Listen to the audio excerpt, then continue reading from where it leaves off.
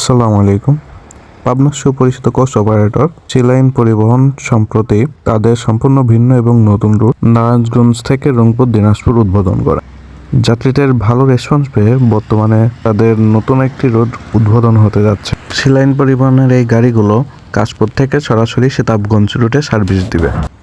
নারায়ণগঞ্জ থেকে রংপুর দিনাজপুরে যে দুইটি প্যাকেট লেল্যান্ড গাড়ি সার্ভিস দিচ্ছে সেম রকমের পেইন্ট স্কিম কিন্তু গাড়িগুলোতে অ্যাপ্লাই করা হয়েছে, যদিও কালারের ভিন্নতা রয়েছে।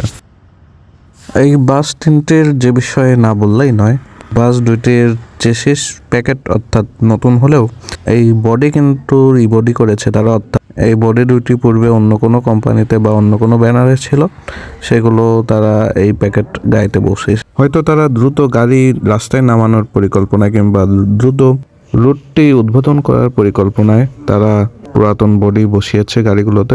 তবে দেখে বোঝার উপায় নেই, অর্থাৎ যারা সাধারণ যাত্রী আছে তারা হয়তো দেখে বুঝবে না যে এটি পুরাতন বডি কিংবা এমন কিছু।